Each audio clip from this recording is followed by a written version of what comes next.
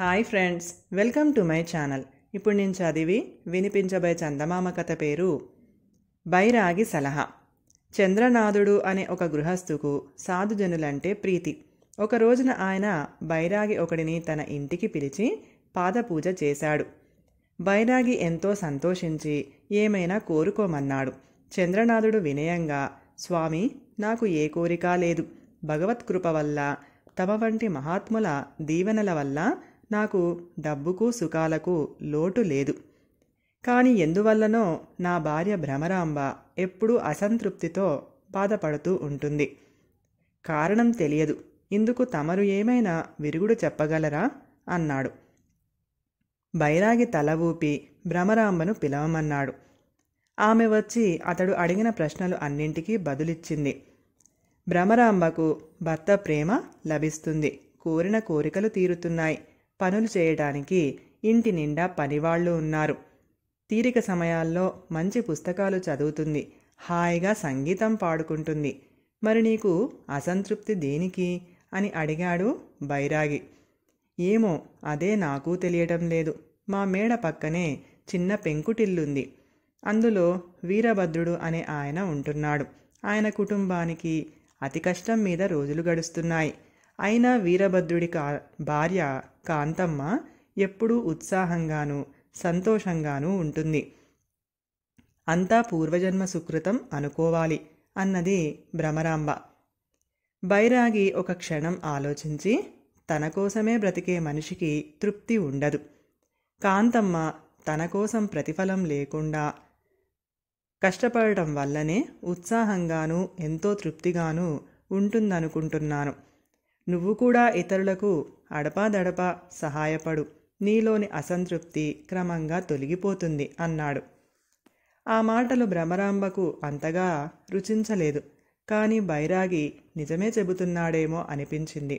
ఎందుకంటే అందరూ తనకు సహాయపడేవాళ్లే తప్ప తనెప్పుడూ ఎవరికి సహాయపడింది లేదు. మరి అంతలో అక్కడికి అచ్చమ్మ వచ్చింది. అది పేదరాలు. 4 ఇళ్లల్లో పనిచేసి పొట్ట పోసుకుందామని ఈ ఊరు వచ్చింది. కానీ ఇంతవరకు వీరభద్రుడి ఇంట్లో తప్ప ఇంకెక్కడ పని దొరకలేదు. ఒకసారి భ్రమరాంబను అడిగితే కొద్ది రోజులు ఆగి తనను కలవమంది. అందుకని అచ్చమ్మ ఈరోజు భ్రమరాంబను చూడవచ్చింది. మా ఇంట్లోనే బోలెడు మంది పనివాళ్లున్నారు, నిన్నేం చేసుకోను అన్నది భ్రమరాంబ. అచ్చమ్మ వెళ్ళిపోతుంటే బైరాగి ఆపి, నువ్వు వీరభద్రుడి ఇంట్లో పనిచేస్తున్నావా? వాళ్ళు డబ్బుకు ఇబ్బంది పడుతూ పని మనిషిని కూడా పెట్టుకున్నారా అని ప్రశ్నించాడు. దానికి అచ్చమ్మ, అయ్యా, ఎవరైనా ఉట్టిగానే డబ్బు సహాయం చేస్తే నేను తీసుకోను. ఉన్నంతలో నాకు సహాయపడ్డట్లు ఉంటుందని, తమకు పని సహాయం ఉంటుందని వాళ్ళు నన్ను పనిలో పెట్టుకున్నారు. వాళ్ల ఇబ్బందులు ఏమిటో నాకు తెలియదు, కానీ తాము తిన్నదే నాకు పెడతారు. నేను ఒక్క వరహా చాలన్నా, నాకు వేరే ఎక్కడా పని లేదని నెలకు 2 వరహాలిస్తున్నారు. తిండి ఖర్చు అక్కడే వెళ్ళిపోతుంది. పడక కూడా వాళ్ళ ఇంటి ముందు అరుగు మీదనే. పనిచేసేందుకు 4 ఇండ్లు దొరికితే నేను వేరే ఇల్లు చూసుకొని ఉండవచ్చునని ఆశ అన్నది. భ్రమరాంబ వెంటనే, నీకు ఇంత ఇబ్బంది ఉందని తెలియదు. 2 పూటలా తిండి పెట్టి నెలకు 10 వరహాలు ఇస్తాను, మా ఇంట్లో ఉండు అంది. అలాగే ఉంటానమ్మా, కానీ కాంతమ్మ గారింట్లో పని మానమని అనవద్దు. మా అమ్మకు నేను లేనిదే అస్సలు గడవదు అన్నది అచ్చమ్మ. భ్రమరాంబకు ఈ మాట నచ్చలేదు. కానీ కాదంటే బైరాగి తనను తప్పు పడతాడని ఊరుకుంది. తన వల్ల కాంతమ్మకు నష్టం కలగకూడదు కదా మరి. బైరాగి భ్రమరాంబ మంచి గుణాన్ని మెచ్చుకొని, కొంతకాలం తర్వాత మళ్ళీ వస్తాను, అప్పటికీ నీ అసంతృప్తి పూర్తిగా పోతుందని నా నమ్మకం అని వెళ్ళిపోయాడు. భ్రమరాంబ ఇంట్లో అచ్చమ్మకు చెప్పటానికి పెద్దగా పనేమీ లేదు. అందువల్ల భ్రమరాంబ ఆమె చేత రోజు మంచాలు, బీరువాలు గుడ్డతో తుడిపించేది. దేవుడికి పూర్వం పూలతో పూజ చేసేది. ఇప్పుడు అచ్చమ్మ చేత మాల కట్టించి పూజ చేస్తున్నది. ఇలాంటి పనులయ్యాక అచ్చమ్మ కాస్త విశ్రాంతిగా కనబడితే భ్రమరాంబలో అసంతృప్తి రేగేది. ఆమె ఏమాత్రం అవసరం లేని పనులు అచ్చమ్మకు పురమాయిస్తూ ఉండేది. వీధి చివర డాబా ఇంట్లో ఉన్న రమణయ్య గారి భార్య శకుంతలమ్మ వియ్యంకుల ఇంటి నుంచి తిరిగొచ్చిందో లేదో చూసి రమ్మనో, పెరట్లో కాకి ఒకటే పనిగా అరుస్తున్నది దాని తోలమనో, వీధిలో ఆ గోలేమిటి, ఎవరైనా దెబ్బలాడుకుంటున్నారా, కాస్త కిటికీలో నుంచి తొంగి చూడమనో, ఇలాంటి అనవసరమైన పనులు అచ్చమ్మకు చెబుతూ ఉండేది. అచ్చమ్మ అన్ని పనులు అవలీలగా చేసేది. అయితే ఆమె కాంతమ్మ ఇంట్లో ఉత్సాహంగా ఉండేది, భ్రమరాంబ దగ్గర నిరుత్సాహంగా ఉండేది. మాట వరసకు కూడా అచ్చమ్మ కాంతమ్మ గురించి తప్పుగా అననివ్వదు. ఇదంతా చూసి భ్రమరాంబకు అసంతృప్తి మరింత పెరిగింది. కొంతకాలానికి బైరాగి తిరిగి వచ్చి సంగతి తెలుసుకున్నాడు. అచ్చమ్మ ప్రవర్తనకు కారణం తెలుసుకునేందుకు అక్కడి నుంచి కాంతమ్మ ఇంటికి వెళ్ళాడు.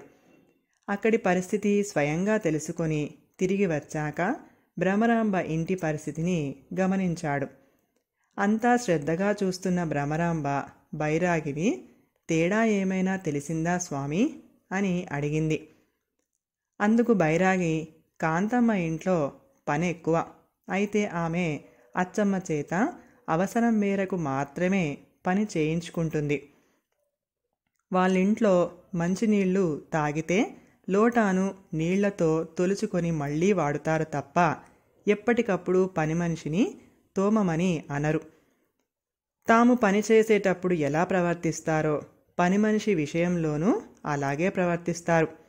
ఆమెను తమలో ఒకతిగా భావిస్తారు.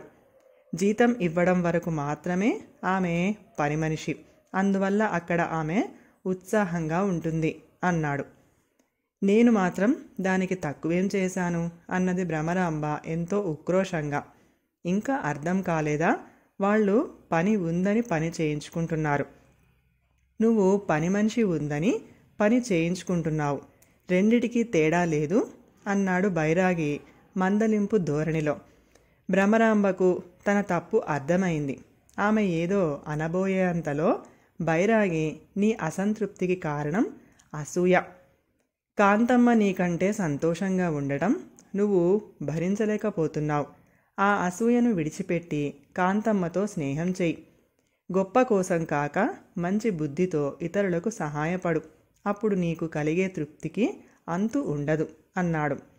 భ్రమరాంబ బైరాగి సలహా పాటించి క్రమంగా అందులోని నిజం గ్రహించింది.